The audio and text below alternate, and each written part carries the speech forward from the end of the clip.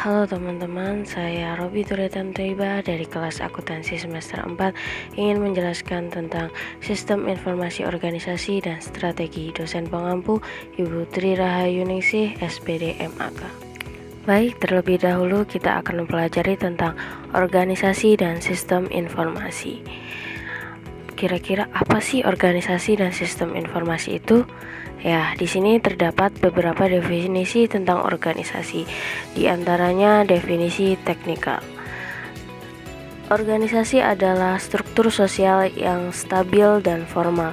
Struktur tersebut menggunakan sumber daya dan lingkungannya serta mengolah sumber daya tersebut menjadi produk keluaran.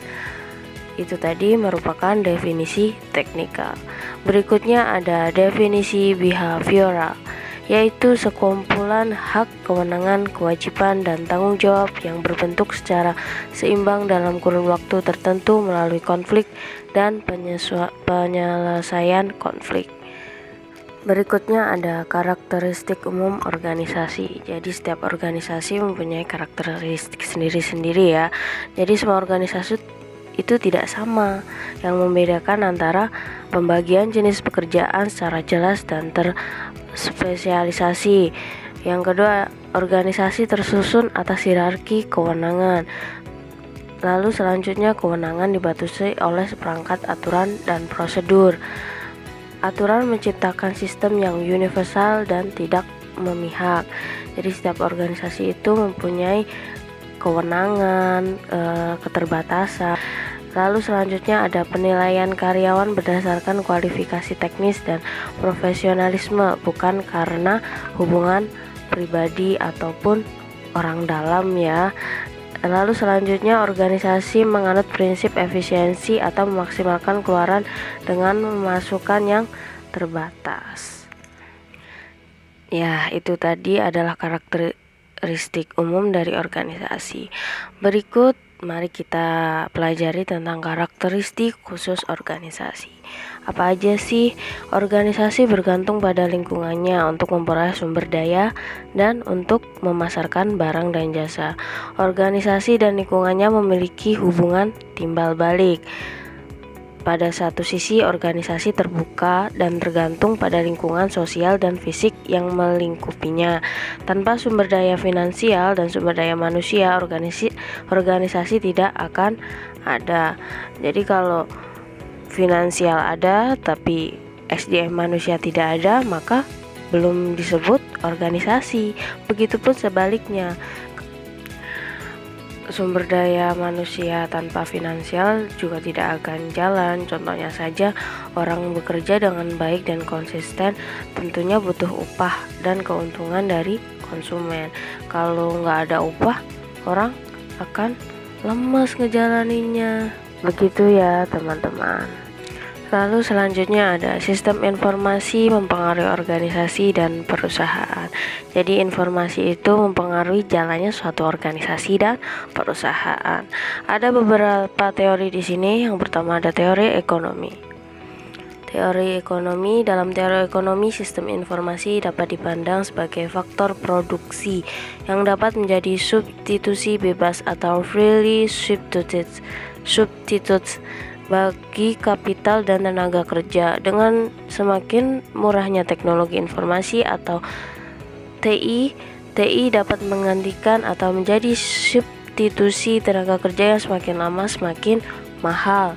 Teknologi informasi ini juga dapat memperkecil ukuran organisasi karena TI dapat menurunkan biaya transaksi atau transaction cost, yaitu biaya yang dikeluarkan perusahaan karena membeli sesuatu yang tidak dapat dihasilkannya sendiri. TI atau teknologi informasi ini, terutama penggunaan jaringan, dapat membantu perusahaan mengurangi biaya keterlibatan dengan pasar atau biaya transaksi. Jadi menggunakan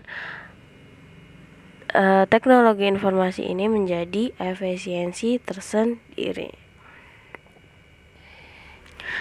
Yang kedua ada teori perilaku. Teori perilaku berusaha menjelaskan organisasi dari sudut pandang sosiologi, psikologi, dan ilmu politik. penelitian perilaku telah menemukan sedikit bukti bahwa sistem informasi secara otomatis mentransformasi organisasi. Teknologi informasi dapat mengubah hierarki pengambilan keputusan di dalam organisasi dengan menurunkannya biaya pengambilan dan penyebarluasan informasi. Teknologi informasi dapat membawa informasi secara langsung dari unit operasional kepada manajer senior sehingga mengurangi manajer menengah dan pekerja klerikal. Lalu selanjutnya ada strategi sistem informasi untuk berhubungan dengan daya kompetitif. Ada 4 ya di sini strategi umumnya. Yang pertama ada kepemimpinan harga rendah. Yang kedua ada diferensiasi produk. Yang ketiga ada fokus kepada peluang pasar. Yang terakhir ada menguatkan keakraban pelanggan dan pemasok. Dan yang masing-masing strategi umum tadi dimungkinkan dengan penggunaannya teknologi dan sistem informasi. Kalau tadi memanfaatkan teknologi dan informasi, lalu selanjutnya ada strategi kompetitif dengan memanfaatkan SIM, yaitu yang pertama ada strategi biaya kepemimpinan, yang kedua ada strategi diferensiasi, yang ketiga ada strategi inovasi, strategi pertumbuhan, dan strategi aliansi atau merger, akuisisi, perjanjian pemasaran, perusahaan virtual atau joint venture. Lalu selanjutnya ada model rantai nilai bisnis. Apa sih model rantai nilai bisnis? Model rantai nilai bisnis adalah kerangka kerja yang digunakan untuk memahami bagaimana suatu perusahaan menciptakan nilai bagi pelanggan dan mencapai keunggulan bersaing di pasar. Model ini pertama kali diusulkan oleh Michael Porter dalam bukunya yang terkenal yaitu Competitive Advantage, yaitu Creating and Sustaining Superior Performance. Secara umum, rantai nilai bisnis terdiri dari serangkaian aktivitas yang berkontribusi pada proses pembuatan produk atau penyediaan layanan, dimulai dari pengadaan bahan baku hingga penjualan produk akhir kepada pelanggan. Ya, rantai nilai bisnis ini dibagi menjadi 2 bagian utama, yaitu aktivasi primer. Ada apa aja sih? Yaitu yang pertama ada pembelian atau procurement, yaitu proses pengadaan bahan baku, komponen, atau sumber daya lain yang diperlukan untuk memproduksi produk atau menyediakan layanan. Yang kedua ada produksi atau inbound logistik, yaitu proses transformasi bahan baku menjadi produk jadi atau penyedia layanan. Lalu ada pemasaran dan penjualan, marketing dan sales, aktivitas yang terlibat dalam mempromosikan, memasarkan, dan menjual produk atau layanan kepada pelanggan. Lalu selanjutnya ada pelayanan servis atau layanan purna jual yang diberikan kepada pelanggan setelah pembelian produk atau layanan. Dan terakhir ada pengiriman atau outbound logistics, tentunya proses pengiriman produk kepada pelanggan.